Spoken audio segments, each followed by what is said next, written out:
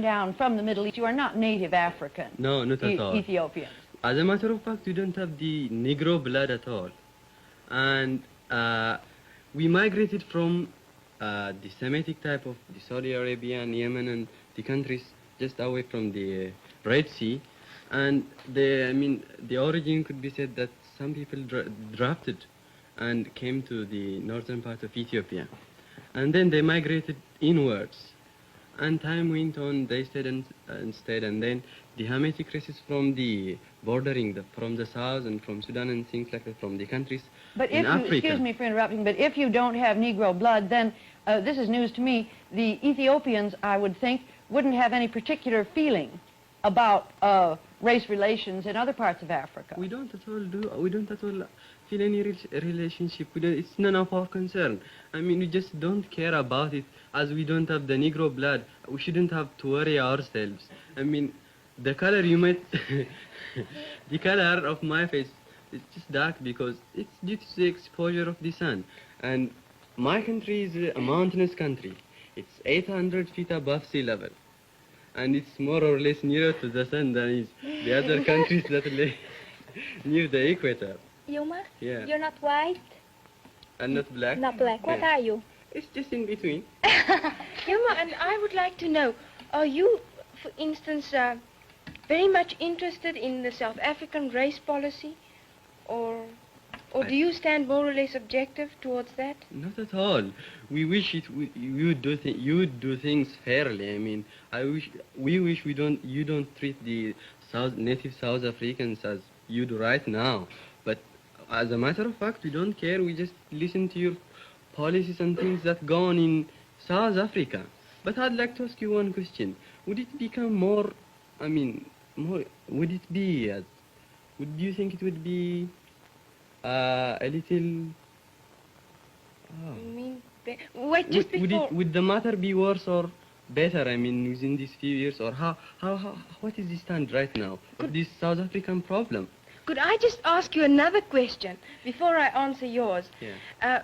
Is there any discrimination, for instance, between the separate tribes in your country? How do you, for instance... I'm very happy you brought that point. As a matter of fact, we, the Amhara tribes, consider ourselves superior to the other tribes, to the adjacent tribes that live in the same community. And we just consider them inferior and consider ourselves superior. And that could be something of segregation, but it's not actually in the sense that you take it and the Americans in Little Rock take it. I mean, it's just very unprominent. I mean, do you mean that you think that the other tribes are perhaps a little too primitive, for instance? Not so matter of primitiveness or so. It's just a matter of ignorance, I shall say. Oh. I mean, the Amara tribes are more cute and clever. And that's why, they're just... That's your tribe? Yeah, that's my tribe. I'm but proud of very it. modest, yes. Yeah. And Yuma, do you have whites in Ethiopia? White people? Foreigners? White people, yes. Yeah, lots of them. We have the Americans, as a matter of fact. They're working in different departments. And I'd like to say one point on that. They seem to be more cooperative in... they looked as though they are cooperative in my country, and I thought it was because they were in a foreign country that they should cooperate. But no, I proved it right here.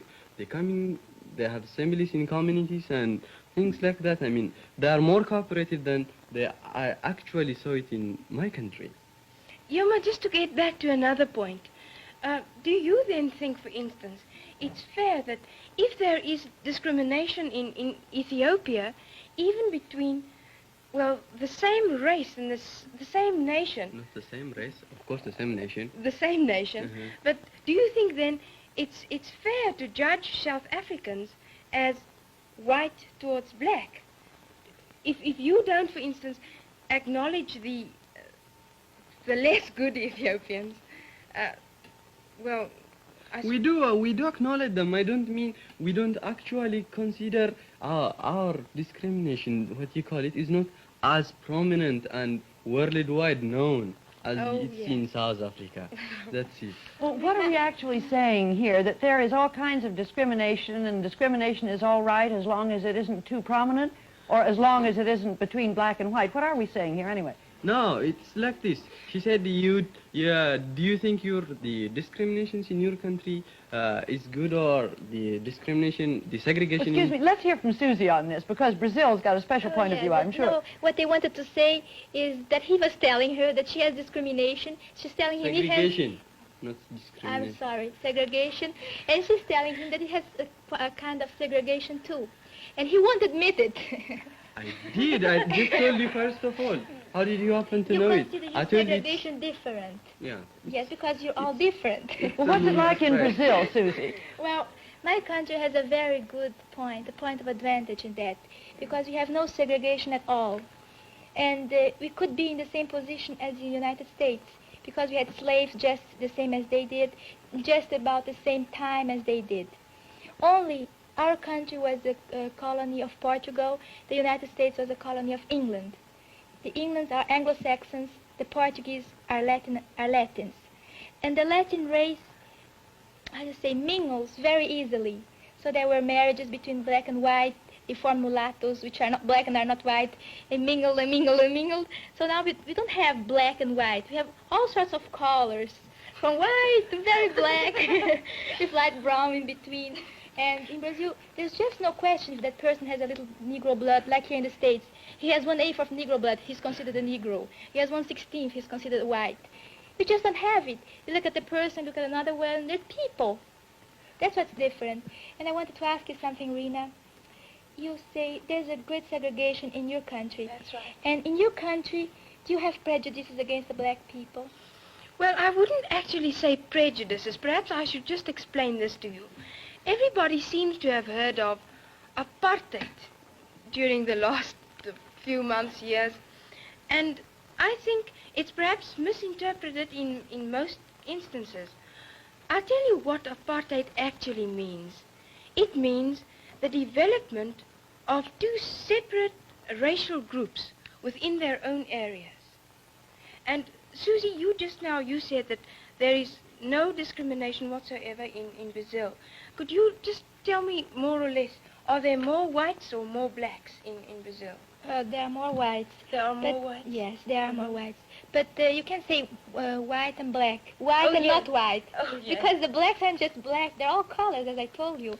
Because the whites marry very easily with the black and with the Indians. In Oh, Brazil, that yes. happens very much. So we just don't count blacks and whites. Just people, you know. For instance- It's very different from your country. For instance, would you marry a A black? Black one. I think that I personally wouldn't marry a black one because my parents wouldn't approve of it. And you, That don't you think means- that's a little bit of discrimination? It is. I'm Means sure. On my actual part, I segregation. wouldn't. But I'm not a real Brazilian because my parents are Swiss. But the real Oh, Brazilian, yes, they would. yes, they would. And they do. They do very often. They do it all the time, in fact. Yes, there's really no discrimination in this. But now, let me come back to the question. You Fine. said you have a kind of prejudice in your country. Do you have it here? Do you feel any prejudice against a black person here? Do you feel kind of awkward? Oh, no, not in the least. For instance, I think that integration in America is perfectly right. And I think it should be done. And therefore I approve of it. But I just don't see how integration would work in South Africa, at least not for the present. For in South Africa, it's 3 million whites against 12 million. Whilst in America, it's altogether different. And I'm quite assured that the present policy that we follow is going to be the solution of the problem at last.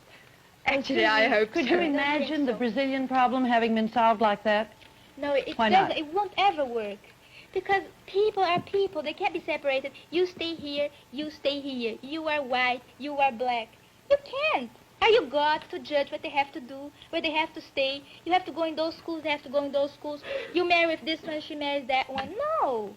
No, it's not a question of who is God and who's going to judge, but it's a civilization against a civilization. After all, it is it is the white South Africans that have built up South Africa to where it is With the now. help of whom? With the help of the other, but with Who the did the heavy supervision. work? With the You black. supervision of the. It has to be so excited, you know. Oh yes, perhaps it should, but I don't know. After all, it's not fair to think that South Africans should just quit all their good work right here. For instance, I couldn't tell what is going to happen in future, but I think for the present time, there is no other solution. For what would you think? Well, I think that people have a right to live as they want to. I think you can't put a barrier between people. Let them go and do as they wish to. If they want to go to your schools, let them. If they don't want to, okay. I'm sorry, our time's up, and you're just beginning to get into the interesting part of the discussion. It's a good note to end on that you gave us, Susie. People are people. In a brief summary, I think I've learned a couple of things tonight. I've learned a little bit more about Ethiopians' racial background. I've learned something about schools in Europe these days, and the fact that they don't teach current history. We may do a little more talking about schools.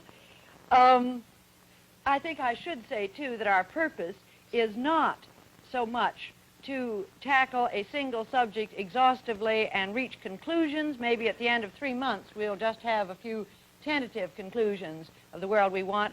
Our purpose is rather to give you some of the fun and maybe a little of the excitement that comes when this group of young people from all over the world get together and try to get to know each other.